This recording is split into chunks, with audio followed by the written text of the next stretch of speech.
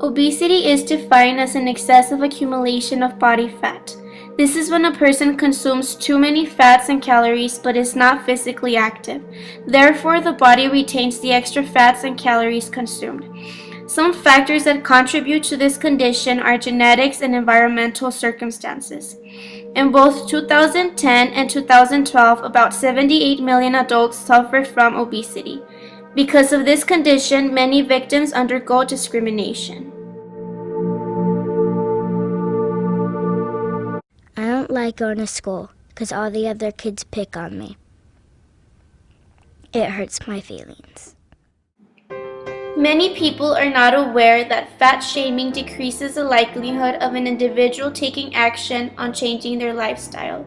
As a matter of fact, it does the opposite. Science is finally catching up to what body image bloggers have been saying for years. Fat shaming does not help people lose weight. In fact, it does just the opposite. Several studies are showing evidence that bullying people about their weight will actually make them gain more. The research team in one study found that overweight people who faced weight discrimination were over 2 times more likely to become obese by the end of the study. And participants who were obese when the study began had experienced weight discrimination were 3 times more likely to still be obese. This is a big deal. We see fat shaming all the time, and finally, there's some science behind the fact that it's detrimental to weight loss and not helping weight loss, because I think that's the misconception. Yeah, and I think that misconception is strange that it even exists, because a lot of times you hear that people have problems with eating because they have personal problems. They eat because they're stressed out. They eat out of shame. So shaming someone to lose weight seems that you're sort of pushing them into a dangerous cycle.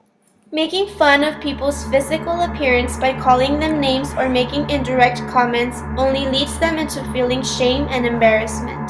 This then builds a type of guilt, and this is where the vicious cycle begins.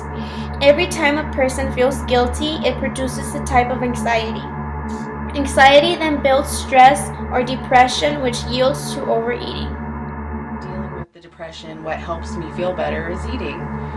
And then I eat, and then I beat myself up and feel crappy all over again, and then it's like a vicious cycle. So it's hard. It's like there's all this shame, and it's tough. It's really tough. At 5 feet 4 inches tall, Kimberly Floyd weighed 240 pounds. Food became the automatic way that I dealt with any emotion. If I was mad, I ate. If I was sad, I ate. If I was bored, I ate. If I was tired, I ate.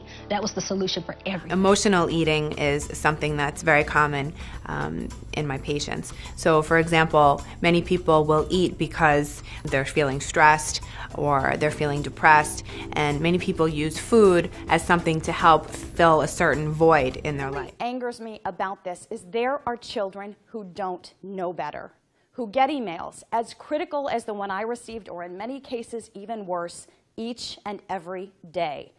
The internet has become a weapon. Our schools have become a battleground, and this behavior is learned. It is passed down from people like the man who wrote me that email. If you are at home and you are talking about the fat news lady, guess what? Your children are probably going to go to school and call someone fat. We need to teach our kids how to be kind, not critical, and we need to do that by example. So many of you have come to my defense over the past 4 days. I am literally overwhelmed by your words. To my colleagues and my friends from today and from years ago, my family, my amazing husband, and so many of you out there that I will probably never have the opportunity to meet, I will never be able to thank you enough for your words of support and for taking a stand against this bully. We are better than that email. We are better than the bullies that would try to take us down. And I leave you with this. To all of the children out there who feel lost, who are struggling with your weight, with the color of your skin, your sexual preference, your disability, even the acne on your face, listen to me right now. Do not let your self-worth be defined by bullies. Learn from my experience that the cruel words of one are nothing compared to the shouts of many. We'll be right back. It is important to raise awareness against fat shaming and bullying. By taking action against this issue, people that are overweight will no longer feel ashamed, but will feel the support of the people around them. The best way to encourage a person to be physically active and make healthy nutritional decisions is by having a group of friends and family that join them in this effort. What better way to support a person that is facing this difficulty than by being examples in their lives and speaking words of life rather than of shame?